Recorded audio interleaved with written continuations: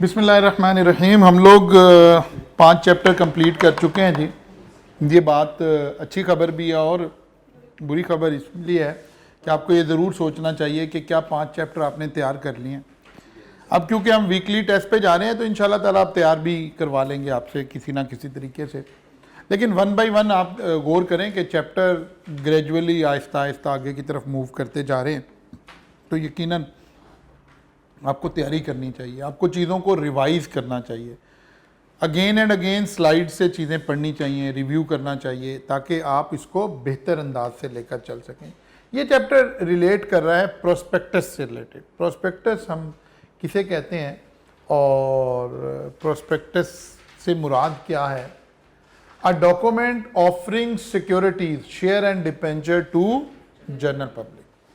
सबसे पहले हमें समझना है जी जनरल पब्लिक से क्या मुराद है। जनरल पब्लिक से मुराद है अगर पब्लिक एट लार्ज पर हमने कोई चीज़ ऑफर करनी हो, कोई भी शख्स उसमें पार्टिसिपेट कर सकता हो, ठीक है, सारे मुल्क से, सारे लोगों में से, पढ़ा लिखा, अनपढ़, जाहिल, कोई फला दिमाग, कोई भी, जनरल पब्लिक से मुराद है। एक होता है हम सिलेक्टेड लोगों को ऑफर कर रहे हैं, कोई ख़ास 10, 20, 50 लोग हैं, हम उन्हें ऑफर कर रहे हैं, वो कुछ और बात है, ठीक है ना। प्रोस्पेक्टस हम किस डॉक्यूमेंट को कह रहे हैं? Document offering securities. सिक्योरिटीज की टर्म कंपनी लॉ 2 चीज़ों के लिए इस्तेमाल करता है, शेयर्स एंड डिबेंचर। डिबेंचर का हमें पता है कि हम पब्लिक से क्या ले रहे होते हैं? लोन ले रहे होते हैं, ठीक है ना, कर्ज ले रहे होते हैं। डिबेंचर जब कोई शख्स परचेज करता है तो वो कंपनी का मेंबर नहीं बनता है, ठीक है ना, वो कंपनी का इन्वेस्टर बनता है, इन्वेस्ट कर रहा है लेकिन शेयर होल्डर नहीं बन रहा। To general public, a document offering securities to general public is called prospectus. Public limited offer securities to general public. अब आपको पता है जब आप पीछे से जब हमने शुरू किया तो हमने कहा जी एक क्या हो सकती है? SMC PVT, single member company. फिर आ गया जी PVT LTD, private limited company. फिर आ गया जी लिमिटेड। लिमिटेड को हमने 2 हिस्सों में बांटा था। अब यहां असल में हमने कहा कि जी लिमिटेड कंपनी वो है जिसके पास राइट आ गया, इख्तियार आ गया, किसका? Offer to general public. अब अगर इसने ऑफर कर दी हुई है तो इसको हम लिस्टेड बोल देते हैं, और अगर अभी नहीं की है तो इसको अनलिस्टेड बोल देते हैं। बात समझ आई? वहां भी ऐसे ही पढ़ रहे थे तो लिखा हुआ है public limited offer securities to general public. General public को पब्लिक लिमिटेड कंपनी ही कर सकती है, प्राइवेट लिमिटेड कंपनी नहीं कर सकती। Prospectus not required for private placement by public limited. Actually ये वो जो भी लफ्ज मैं बोल रहा था, 2 लफ्ज हम बोल रहे हैं। एक हम बोल रहे हैं जनरल पब्लिक, एक हम बोल रहे हैं सिलेक्टेड पीपल। अगर हमें सिलेक्टेड पीपल को शेयर, पब्लिक लिमिटेड कंपनी को पैसे चाहिए। एक है कि जनरल पब्लिक के पास जाना है, आम आवाम के पास जाना है, अखबार में इश्तार लगाना है कि जिस जिसको शेयर खरीदने हमारी कंपनी में आ जाए, जनरल पब्लिक। तो कौन सा डॉक्यूमेंट चाहिए? प्रोस्पेक्टस चाहिए। एक है कि नहीं, हमने कहा आम पब्लिक नहीं, ये मुल्क के बड़े 10 लोग हैं, पैसा तो हमें चाहिए। इन 10 लोगों को कहते हैं कि यार आप हमारी कंपनी में इन्वेस्टमेंट कर लें। मियां मंशा हो गया, जहांगीर सिद्दीकी हो गया, और बड़े बड़े जहांगीर तरीन फला, कोई 10 भी। या नहीं, हमारी ये फार्मास्यूटिकल कंपनी है। हमने कहा यार ये मुल्क के मेन 200 लोग हैं जो लीडिंग लोग हैं, डॉक्टर्स मुल्क के, इनको बुलाते हैं एक मीटिंग पर, इनका खाना शाना रखते हैं, इन्हें कहते हैं यार आप हमारी कंपनी के शेयर होल्डर भी बन जाए। जनरल पब्लिक नहीं है ये जो शेयर ऑफर हो रहे हैं इसको क्या कह रहे हैं हम? प्राइवेट प्लेसमेंट, ठीक है। इसका मतलब है कंपनी के पास 2 ऑफर आ गई हैं। एक को हम इसी चैप्टर में पढ़ेंगे, एक को हम आईपीओ बोलते हैं, आईपीओ, ठीक है ना, और दूसरे को private placement. Private placement, initial public offering, initial public offering, public offering mean general public, और एक है प्राइवेट प्लेसमेंट मीन पब्लिक लेकिन लिमिटेड, सिलेक्टेड लोग, selected, a group of people, a group of selected people. ठीक होगी बात। Now prospectus not required, prospectus असल में हम एक डॉक्यूमेंट को कह रहे हैं। जैसे कभी आपने कॉलेज में दाखिला लिया ना, तो कॉलेज ने एडमिशन से पहले आपने कॉलेज का एक प्रोस्पेक्टस परचेज किया, उसमें अंदर कॉलेज की तफसील, कब बना, क्या हुआ, कैसे है, क्या है, सारी कोई रूल्स रेगुलेशन कुछ बातें लिखी हुई थी। ऐसे ही जब हम कंपनी शेयर इशू करने जा रही है तो कंपनी एक प्रोस्पेक्टस इशू कर रही है। प्रोस्पेक्टस इशू करना कब जरूरी है? वो कहता है अगर आईपीओ में जाना है ना तो फिर ज़रूरी है, और अगर सिलेक्टेड लोगों में जाना है तो फिर ज़रूरी नहीं है। यही बात यहाँ लिखी हुई है अभी आसान करके, prospectus not required for private placement by public limited. Prospectus can only be issued after incorporation. एक नई कंपनी बन रही है, वो कहता है पहले प्रोस्पेक्टस इशू करें कि पहले कंपनी बनाएं? वो कहता है पहले कंपनी बनाएं, कंपनी बनाने के बाद फिर लोगों को दावत दें कि हमारी कंपनी में आकर शेयर खरीद लें। Prospectus can only be issued after incorporation but can be issued before certificate of commencement of business. तो शुरू का चैप्टर याद आ रहा है? वहां हमने पढ़ा था कि जब एक कंपनी हम बनाते हैं तो कंपनी के दरमियान में दो काम हुए हैं। पहले कंपनी को एक सर्टिफिकेट मिलता है जिसका नाम क्या है? Incorporation certificate. जिस दिन हमें इनकॉर्पोरेशन सर्टिफिकेट मिल गया, फर्ज किया आपकी कंपनी 25 मई 2022 को रजिस्टर्ड हुई, सर्टिफिकेट ऑफ इनकॉर्पोरेशन मिल गया। फिर कुछ लीगल रिक्वायरमेंट्स हैं, उनको पूरा करने के बाद आपको certificate of commencement of business मिलना है। वो कहता है ये जो डेट है ना, इससे पहले आप प्रोस्पेक्टस नहीं इशू कर सकते, लेकिन वो कहता है इससे पहले कर सकते हो। इसका मतलब है इसके बाद अब आप कभी भी कर सकते हो। फिर पढ़ते, prospectus can only be issued after incorporation but can be issued before certificate of commencement of. आपकी कंपनी इनकॉर्पोरेट हो गई है, अभी कारोबार करने की इजाजत नहीं मिली है, certificate of commencement of business नहीं है, लेकिन आप जनरल पब्लिक से पैसे ले सकते हो, कोई प्रॉब्लम, इससे पहले नहीं ले सकते। अच्छा जी, expire after certain period of time. आपने एक प्रोस्पेक्टस इशू किया, उसका एक टाइम फ्रेम है। प्रोस्पेक्टस असल में इन्विटेशन है ना, document offering securities to general public. आप लोगों को कह रहे हैं हमारी कंपनी में इन्वेस्ट कर लें। अब जाहिर है इसके अंदर आप अपने कोई फाइनेंशियल डाटा बता रहे होंगे, कुछ चीज़ें बता, ये चीज़ें तो एक ख़ास टाइम तक रेलिवेंट हैं, उसके बाद तो इरेलीवेंट हो जाएंगी। इसलिए एक दफ़ा का बनाया हुआ प्रोस्पेक्टस हमेशा नहीं चलेगा, बल्कि वक्तन फ़वक्तन हमें अपना प्रोस्पेक्टस अगर दोबारा शेयर इशू करने हैं तो रिवाइज करना पड़ सकता है। फिर कहता है अच्छा, अगर एक बंदे ने किसी एक टाइम फ्रेम में, बंदे से मुराद कंपनी है यहाँ पर, अगर एक कंपनी ने कुछ अरसे के अंदर अंदर 2-3 दफ़ा पब्लिक ऑफरिंग करनी हो तो वो हर दफ़ा नया प्रोस्पेक्टस बनाए। आगे हम पढ़ेंगे प्रोस्पेक्टस बनाने की एक कॉस्ट आ रही है, उसमें क्या क्या चीज़ें करनी है, ये एक मुश्किल डॉक्यूमेंट है। वो कह रहा है फिर हम एक काम कर सकते हैं, थोड़ा सा ज़रा बेहतर लाइफ वाला, ऊपर तो पता चला कि ये एक्सपायर हो जाएगा, हमने कहा नहीं, इससे थोड़ा सा बेहतर एक डॉक्यूमेंट बन सकता है, जिसका नाम क्या रखा? Shelf prospectus can be issued for multiple offering with in a particular period of time subject to conditions. अगले 6 महीने में हमने 3 दफ़ा ऑफरिंग करनी है पब्लिक को, तो हमने कुछ कंडीशन SECP लगाएगा, हमने उन कंडीशन को शामिल करके प्रोस्पेक्टस बना लिया जो मल्टीपल ऑफरिंग में यूज हो जाएगा, तो उस प्रोस्पेक्टस का क्या नाम है? Shelf prospectus. What is the difference between prospectus and shelf prospectus? Shelf prospectus can be used for multiple offering, but normal prospectus can be issued for once. अच्छा जी, ये कुछ बुनियादी सी बातें हमने कर ली हैं। मसलन जी क्या क्या बातें हुई हैं। प्रोस्पेक्टस कहते किसको है? ये एक ऐसा डॉक्यूमेंट है जिसमें हम जनरल पब्लिक को सिक्योरिटीज ऑफर कर रहे हैं। इसका मतलब है शेयर इशू करने होंगे तब भी प्रोस्पेक्टस चाहिए, डिबेंचर इशू करने होंगे तब भी प्रोस्पेक्टस चाहिए, क्योंकि सिक्योरिटीज के अंदर शेयर और डिबेंचर दोनों कवर होते हैं।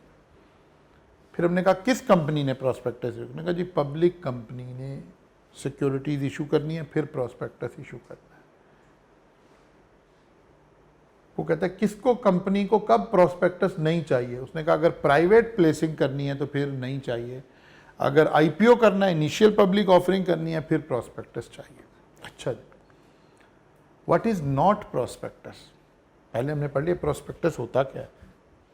अब लॉ में बीच में भी बता रहा है कि अच्छा किसी को अपने शेयर खरीदने के लिए इनवाइट करना, क्योंकि पहली definition a document offering securities to general public is a prospectus. उन्होंने कहा यार अब आप कंफ्यूजन का ना शिकार हो जाना। वो कहता है what is not prospectus? Deposit invited by bank. Bank को इश्तहार चला रहा है जी हमारे पास अकाउंट खुलवाएं, हमारे पास डिपॉजिट रखें। नहीं नहीं, ये डिबेंचर थोड़े है, ये सिक्योरिटी थोड़े है, ये तो डिपॉजिट है, ये तो उसका बिजनेस है। वो कह रहा है फिर इसका मतलब है ये वाली एड या ये वाली होर्डिंग या ये वाला इश्तहार ये प्रोस्पेक्टस नहीं है। Deposit invited bye a bank. अच्छा, सर्टिफिकेट ऑफ इन्वेस्टमेंट, आप मुख्तलिफ इदारे ना NIT और इस तरह के जो सर्टिफिकेट ऑफ इन्वेस्टमेंट दे रहे हैं, that is something else, debenture is something else. Certificate of deposit issued by non banking finance company, ये भी वही बात है, ये भी सर्टिफिकेट है, ये भी डिपॉजिट्स हैं, ये सब प्रोस्पेक्टस नहीं है। यहां अगर आप इनको इनवाइट कर रहे हैं इस काम के लिए तो ये प्रोस्पेक्टस नहीं है। Okay, procedure for issuance of prospectus. Prospectus को इशू कैसे करना है, क्या प्रोसीजर है? अच्छा, डिटेल कंटेंट ऑफ प्रोस्पेक्टस में क्या क्या होगा इतनी डिटेल हमारे सिलेबस में नहीं है, लेकिन 12 थोड़ी सी है, वो खुद ही हम पढ़ रहे होंगे। प्रोसीजर क्या है जी? BOD means board of director will decide to issue share to general public. लेकिन जाहिर है ये डिसीजन कब हो रहा होगा? जब पहले ही आर्टिकल में और उसमें ये प्रोविजन थी। प्रोविजन क्यों आ रही थी? बिकॉज आप जब पब्लिक कंपनी बनाई है तो जब भी पता था कि हम पब्लिक से पैसे मांगेंगे। Board of director will decide to issue share to general public. अच्छा जी, prospectus is prepared including required information. अब प्रोस्पेक्टस टेक्निकली एक लीगल डॉक्यूमेंट है जिसके कंटेंट, जिसकी सारी चीज़ें ऑलरेडी डिफाइंड हैं, वो सारी चीज़ें आपने तैयार की। अच्छा जी, prospectus is prepared, apply to commission for approval at least 21 days before publication. Prospectus हमने ना अखबार में छापना है। वो कहते हैं जिस दिन आप अखबार में प्रिंट करना चाहते हैं, पब्लिक करना चाहते हैं, उससे कम से कम 21 दिन पहले कमीशन से इसकी अप्रूवल लेने हैं। Apply to commission for approval at least 21 days before publication. अच्छा जी, publish prospectus in English Urdu newspaper within 60 days of approval. Approval आ गई। अब इस प्रोस्पेक्टस की लाइफ 60 दिन है। विद इन 60 डेज एक इंग्लिश के न्यूज़पेपर में, एक उर्दू के न्यूज़पेपर में, जिसकी सर्कुलेशन रीजनेबल हो, आप पब्लिश करेंगे इसको विद इन 60 डेज। अगर 60 दिन से ज़्यादा गुजर गए तो नया प्रोस्पेक्टस बनाना पड़ेगा। पीरियड में बी एक्सटेंडेड बाय कमीशन, हाँ, या कमीशन से जाके इजाज़त ले लें, एक्सटेंड करवा लें। लॉन्गर पीरियड में be approved for shelf prospectus. ठीक होगी बात? क्या मतलब हुआ? आपने प्रोस्पेक्टस अप्लाई किया, अप्लाई करने की डेट क्या है? कम से कम 21 दिन पहले। अप्रूवल आ गई। अब जनरल बात है कि 60 दिन के अंदर अंदर इस प्रोस्पेक्टस को इस्तेमाल कर लें। इसका इस्तेमाल क्या है? एक इंग्लिश के न्यूज़पेपर में और एक उर्दू के न्यूज़पेपर में इसको क्या कर दें? पब्लिश कर दें। पब्लिश हो गए। वो कहता है हो दिन ऊपर हो गए हैं तो दोबारा कमीशन से अप्रूवल ले लें कि जी हमारे 5 दिन ऊपर हो गए हैं। और अगर शेल्फ प्रोस्पेक्टस है तो ये 60 दिन से ज़्यादा के लिए भी इशू किया जा सकता है। Made sufficient copies available free of cost at specified places. ये जो प्रोस्पेक्टस का डॉक्यूमेंट है ये प्रिंट हुआ है, इसकी मेड अवेलेबल करनी है हमने सफिशिएंट कॉपीज। कहाँ पर? स्पेसिफाइड प्लेसेस, अभी जिक्र आ जाएगा कहाँ कहाँ करनी है।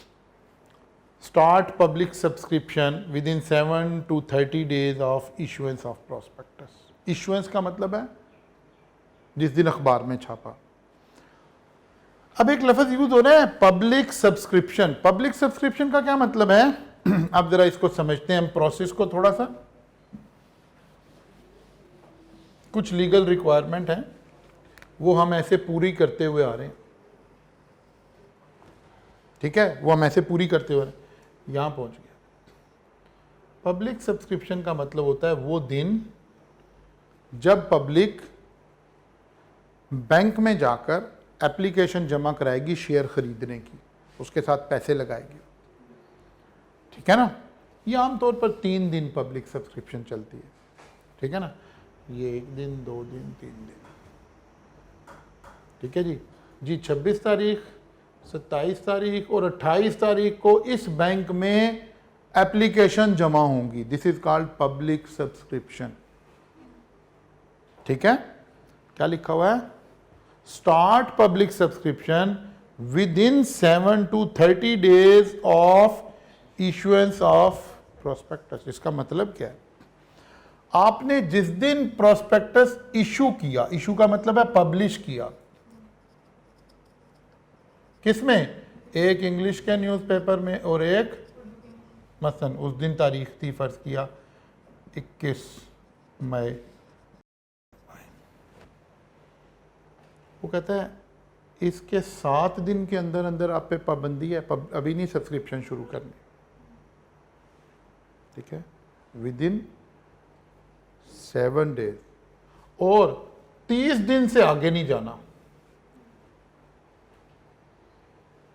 ये नो आपने अखबार में पब्लिक इसलिए किया था कुछ इंफॉर्मेशन जनरल पब्लिक के पास जाए, कुछ डिटेल इनसाइड आपकी खबरें, बाकी फाइनेंशियल पोजीशन। वो कहता है अगले दिन ही आप पैसे मांग लें। यार इतना बड़ा डॉक्यूमेंट है, लोगों ने तो पढ़ा ही नहीं है, अभी लोगों ने आपस में मशवरा करना है, डिस्कस करना है, थोड़ा टाइम मिलना चाहिए। तो 7 दिन से पहले नहीं। वो कहते हैं हाँ हाँ टाइम मिलना चाहिए, इश्तार छाप के 2 महीने बाद ओपन करें ताकि लोग भूल ही गए हो यहाँ क्या लिखा हुआ था। वो कहते हैं नो नो नो, 7 दिन और 30 दिन, बस इसके दरमियान ये काम होना है ताकि रेलिवेंट काम हो जाए। Start public subscription with in 7 to 30 days of issuance of prospectus. Prospectus in full text, the prospectus in full text and share subscription form shall be uploaded on the website of the issuer and shall remain there from the date of publication in newspaper till the end of closing of the subscription। वो कहता है भाई prospectus का text पूरा PDF बनाकर एक file और जो फॉर्म है शेयर अप्लाई करने वाला, ये दोनों चीज़ें आपने अपनी वेबसाइट पर अपलोड कर देनी है। किस दिन? इस दिन जिस दिन पब्लिश हुई। कब तक? जब तक सब्सक्रिप्शन का आखिरी दिन है। आगे तो इसकी रेलेवेंस खत्म हो जाएगी। बात समझ आ रही? आपने अपलोड करनी है वेबसाइट पर भी। कहाँ? जिस दिन न्यूज़पेपर में आई उस दिन आपकी वेबसाइट पर आ जानी चाहिए। फिर ये वेबसाइट पर प्रोस्पेक्टस और इसका फॉर्म आखिरी दिन जो सब्सक्रिप्शन था जिसको हम क्लोजर ऑफ सब्सक्रिप्शन बोलते हैं, वहाँ तक ये वेबसाइट पर अवेलेबल रहनी चाहिए। ये भी लीगल रिक्वायरमेंट होगी हमारी। अच्छा जी, ये चंद बातें जी procedure for issuance of prospectus. अभी इसे डिटेल में दोबारा इसको एक दफ़ा देखते हैं। वो कहता है पहला काम क्या है? बोर्ड ऑफ डायरेक्टर डिसाइड करेंगे कि हम पब्लिक जा रहे हैं, कि हमने IPO में जा रहे हैं। प्रोस्पेक्टस तैयार करेंगे और जिस दिन छापना चाह रहे हैं उससे 21 दिन पहले अप्रूवल ले लेंगे। अप्रूवल आ गई छाप दें। सब्सक्रिप्शन कब लेंगे? 7 दिन अर्लीस्ट, 30 डेज लेटेस्ट। ऐसे कुछ लीगल प्रोविजंस हम यहाँ पढ़ रहे हैं। बात समझ आ रही? अच्छा जी, चंद बातें। Cases in which issuance of prospectus not required, वो कहता है वो कौन से हालात हैं 5 जिसमें ये सारा काम करने की जरूरत नहीं है। Number 1, offer to member employees और देयर फैमिली मेंबर्स। टैक्स में पढ़ा था एम्प्लॉय शेयर्स की। वो कहते हैं यार ये तो सारे लोग अंदर ही बैठे हैं, हमारे कंपनी को जानते हैं, इनके लिए अखबार में क्यों इश्तार लगाएं, प्रोस्पेक्टस बनाएं, ये तो हमारे अपने पहले से ही कंपनी को जानते हैं, छोड़ दें। बोनस शेयर, आपको पता है कंपनी साल के आखिर में डिविडेंड देती है, कैश डिविडेंड नहीं देना चाहती है। अभी हमने पीछे पढ़ा था कि या कैश दे दें या बोनस दे दें, शेयर दे दें। वो कहता है कि फिर आप कहोगे जी शेयर है, नहीं नहीं ये वालों के, ये वो वाले शेयर नहीं है, तो उनको दे रहे हैं जो ऑलरेडी मेंबर है हमारे। प्राइवेट प्लेसमेंट, वही 50 मेंबर हमने इकट्ठे किए थे। वो कहते हैं इनके लिए अखबार में क्यों इश्तार दें, इनको तो बुलाकर कोई दे देंगे। बाद में हमने एक डॉक्यूमेंट बताना है कौन सा देंगे। Issued by state bank of Pakistan, issued share in subsidiary. ये 5 जगह हमें क्या करने की जरूरत नहीं है। अच्छा जी, फिर यहाँ एक बात लिखी हुई थी कि जी कहाँ कॉपी अवेलेबल करनी है। उन्होंने कहा था स्पेसिफाइड प्लेसेस पर, ठीक है ना। तो स्पेसिफाइड प्लेसेस कौन कौन सी हैं? रजिस्टर्ड ऑफिस, कंपनी का रजिस्टर्ड ऑफिस, चैप्टर 1-2 में पढ़ा था हमने। Stock exchange, share registrar, website, bankers, banker mean जहां एप्लीकेशन जमा होनी है, हो सकता है पंजाब बैंक में भी हो रही हो, एमसीबी में भी हो रही हो, मीज़ान में भी हो रही हो, फिर जिस जिस बैंक में हो रही है वहाँ भी अवेलेबल होने चाहिए। बैलेटर, ये भी एक बंदा हम हायर करते हैं जो हमारी बैलेटिंग करता है, उसके दफ्तर में भी होनी चाहिए। क्रेडिट रेटिंग एजेंसी, प्रोस्पेक्टस के साथ बाद दफ़ा हम कुछ कंपनी से अपनी क्रेडिट रेटिंग करवाते हैं कि यार हम कैसे लोग हैं, हम उधार अगर आप पैसे हमें दे रहे हैं तो ये पैसा आपका रिस्की है कि नहीं है, क्रेडिट रेटिंग करवा ली। ये सारे अलाइड लोग हैं असल में, वन और अदर वे इस प्रोसेस में इन सब का हिस्सा है। इन प्रोस्पेक्टसेस में इनके नाम आ रहे हैं, इनके लोगोज आ रहे हैं, इनका, तो इनके सारी जगहों पर ये फिर हमारी प्रोस्पेक्टस भी अवेलेबल होनी चाहिए। एक बैंक में आपकी एप्लीकेशन जमा हो रही है तो वहाँ आपकी प्रोस्पेक्टस भी पड़ी होनी चाहिए। कल को स्टॉक एक्सचेंज में आपके शेयर ट्रेड होने हैं तो फिर स्टॉक एक्सचेंज में ये प्रोस्पेक्टस उन दिनों में होने चाहिए जो रेलिवेंट डेज है, हमेशा नहीं होनी, रेलिवेंट डेज के अंदर होनी, ताकि कोई शख्स जो इंटरेस्टेड है वो आपकी प्रोस्पेक्टस उसने अखबार में पढ़ी, मैं कह यार कल मैंने एक अखबार में प्रोस्पेक्टस पढ़ा था यार, अच्छा हाँ एमसीबी बैंक में एप्लीकेशन जमा होनी, तो वो एमसीबी बैंक जाकर ले ले। उसे कंपनी तो पता नहीं कहाँ है, कंपनी का रजिस्टर्ड ऑफिस कहाँ है, स्टॉक एक्सचेंज हर शहर में नहीं है, लेकिन आपके एमसीबी बैंक तो पूरे मुल्क में है। ऐसे ताकि, क्योंकि आपने लफ्ज़ क्या यूज़ किया है, जनरल पब्लिक, तो जनरल पब्लिक तक प्रोस्पेक्टस कैसे पहुंचेगा, फिर उन्होंने ये जगह मखसूस कर दी। क्योंकि ये प्रोस्पेक्टस हम किन कब इशू करते हैं, जब शेयर जनरल पब्लिक को इशू कर रहे हैं, इसलिए जनरल पब्लिक तक इस इंफॉर्मेशन को पहुंचाने का तरीका क्या होगा, कैसे पहुंचेंगे, ये बात आ गई। अच्छा जी, प्रोस्पेक्टस और statement in lieu of prospectus. अच्छा चलें इस पर बाद में बात करते हैं, पहले हम एक बात और करते हैं, apply to commission for approval. अब इन बातों को जरा मैथमेटिकली समझते हैं। हम अभी पढ़ कर आए हैं पीछे, क्या करना है जी, लिखा, लॉ की लैंग्वेज क्या लिखी हुई थी, eight least 21 days before publication. अब हमने ये लफ्ज़ सीखने हैं, केस स्टडी में वो कई बाद दफ़ा एमसीक्यूज में बाद दफ़ा बता देगा कि बताइए जी आखिरी तारीख क्या है, ठीक है। अब अगर हमें ये काम नहीं करना है, जो कि जनरली किताबों में तो नहीं ऐसे हुआ, लेकिन एमसीक्यूज क्वेश्चंस, वो कहता है जी असल में आप पढ़ कर eight least 21 days before publication. इसका मतलब क्या है, day of publication will be counted, day of publication will not be counted. ये हमने सीखना है कि काउंट होगा कि नहीं होगा। ठीक है, इसको देखना है। अच्छा जी, अब हम यहां से समझते हैं जी। ये देखिए, अप्लाई टू कमीशन कब अप्लाई किया, ये नजर आ रहा है आपको उधर से सबको?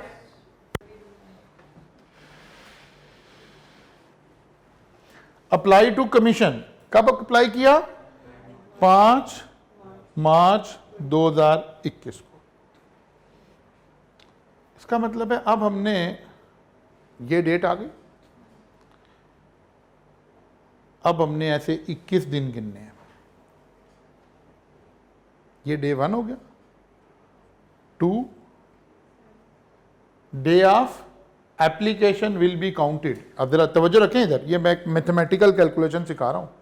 अब 21 की गिनती गिननी है ना, तो क्या इसको 1 गिनना है कि नहीं गिनना? Day of application will be counted, ये हो गया 1, 2 3 4 5 6 7 8 9 10 11 12 13 14 15 16 17 18 19 20 21। ये 21 दिन पूरे हो गए। इससे अगले दिन छाप सकते हैं आप। इसका मतलब है 26/3/21 को छपेगा। Day of publication will not be counted. ये अंडरस्टैंडिंग यहां से निकालनी सीखनी है हमने, क्योंकि उसने तो एमसीक्यूज में आपको कहना है कि भाई ये बताइए, हमने अप्लाई किया है 5 मार्च 2021 को, तो बताइए अर्लीस्ट कब पब्लिश हो सकती है। अब आपको एग्जैक्ट डेट निकाल के बतानी है। बिफोर का मतलब है वो दिन काउंट नहीं होना। 21 डेज बिफोर, 21 की गिनती से पहले पूरी करनी है। ये बात समझ आ रही है?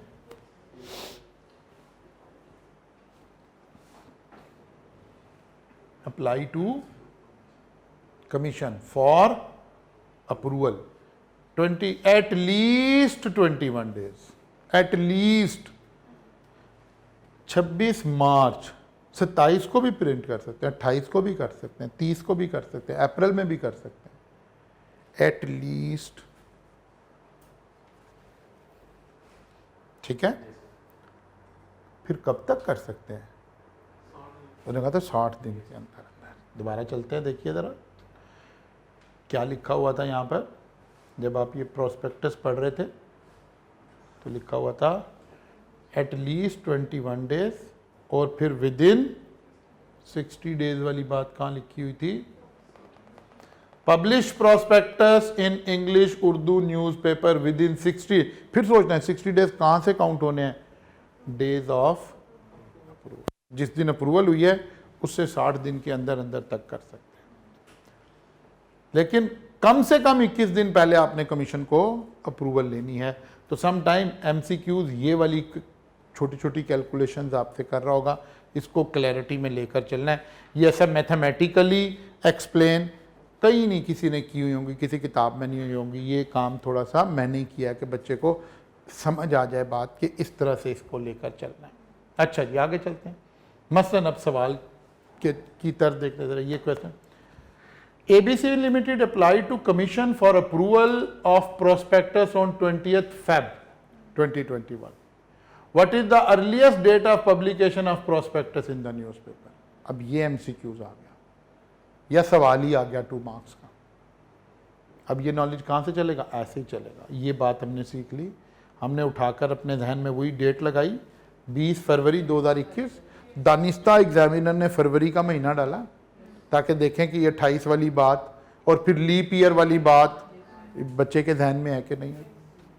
तो हमने यहाँ से फिर उसी तरह काउंटिंग करते करते डेट कैलकुलेट की, हमें कैलकुलेशन करनी आ गई है।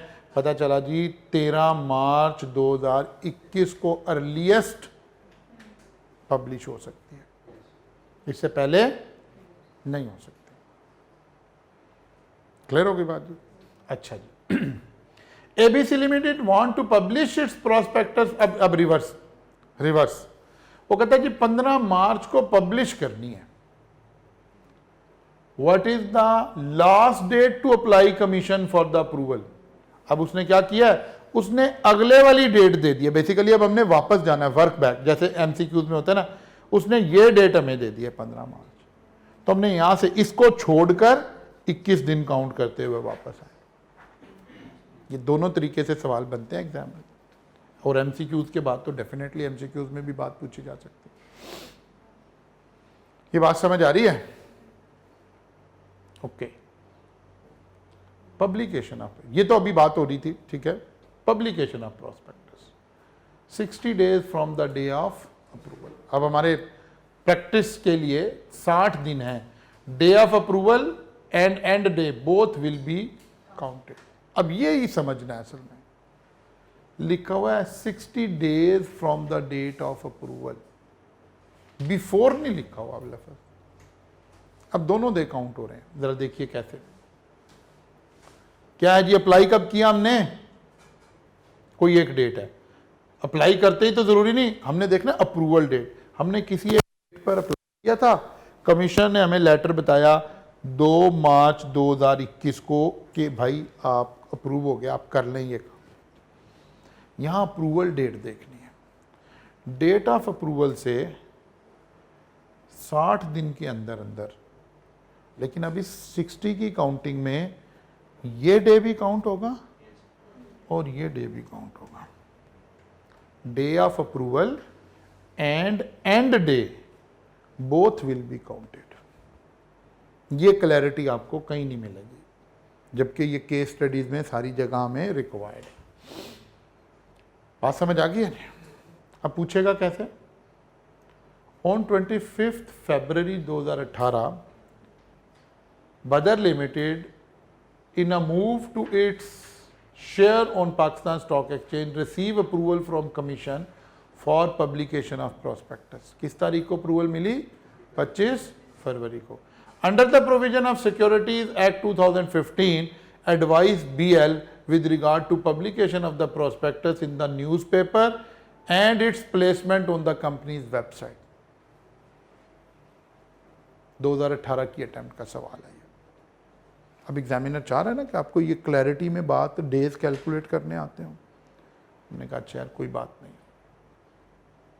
ये आपको समझाने की बात लिख रही है। अच्छा जी, यहाँ से ज़रा एक्सप्लेन उसी तरह ही करते हैं। नहीं अच्छा चले,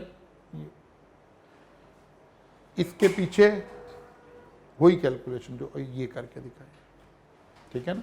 देखिए, BL prospectus approved by the commissioner shall be published within 60 days from the date of commission's approval, 25 February, that is 25th April, unless period of 60 days has been extended by the commission। क्योंकि हमने ये भी पढ़कर है ना कि commission extend भी कर सकता है।